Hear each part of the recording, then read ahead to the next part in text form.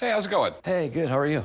Oh, pretty good. What do we got here? I have a rare first impression, first edition copy of the classic novel Anne of Green Gables.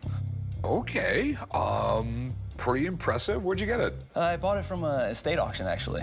Did you know right away that it was worth money? I did not. I originally got it from my mom, and then I ended up doing a little bit of research into it and told her sorry. I may end up having to hold on to it and get her something else. Okay. I'm at the pawn shop today to try and sell my first impression, first edition classic novel, Anne of Green Gables. It was a cool find just because of the rarity and just how popular the book is and still is to this day. I'm hoping to get $18,000 for the book, and I'm basing that off of just the research that I've done on my own and a couple people that I've talked to that have more knowledge around old books than I do. Pretty cool book by Lucy Maud Montgomery. I know that she went to school to be a school teacher. She lived up in Canada. She did some writing short stories, a few things like that. And then one day, let's put the short stories to the side. I'm gonna write a novel. I'm gonna write the great, well, I guess in her case would be the great Canadian novel, okay? And she ends up writing this, sends it to multiple publishers. It all gets rejected. A couple years later, she opens up a drawer, dusts it off, starts sending it around again, and it got picked up. And it was like an immediate success. I mean, like right off the bat. It's all about a orphan girl growing up in Canada and her adventures and misadventures and the such. I know this is a very collectible book. The only reason I know about the book is because Mark Twain wrote about the book. He said it was the best children's novel since Alice in Wonderland. So how much do you want for this? I'm asking $18,000. Okay. No idea if that's a good price or not. For a modern book, it's in kind of bad shape. 1908 is kind of modern when it comes to books. But you have something here that could be really special. And you tell me it's a first impression of a first edition. I don't know myself. Sure. So let me give a friend of mine a call. I'll have her come down. She'll take a look at this, and I'll get her opinion. That's great. All right, Thank give me you. a few minutes. Appreciate it.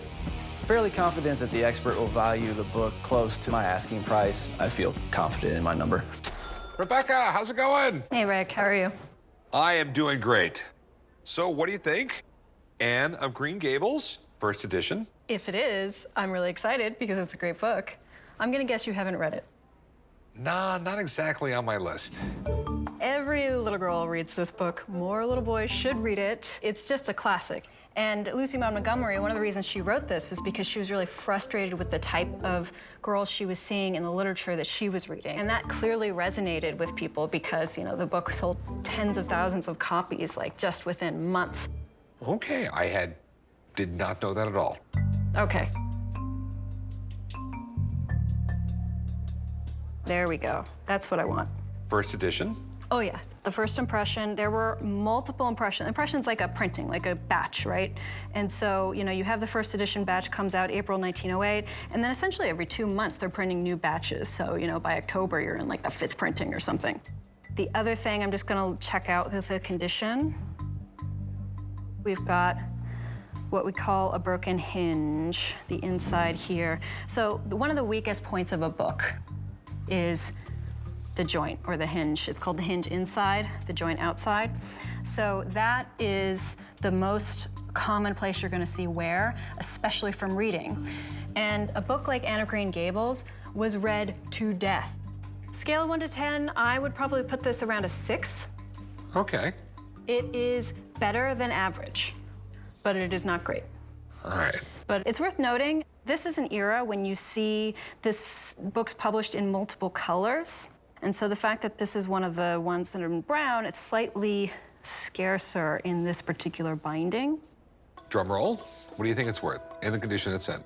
So in this condition, if I were gonna sell it myself, I would probably price around $17,500.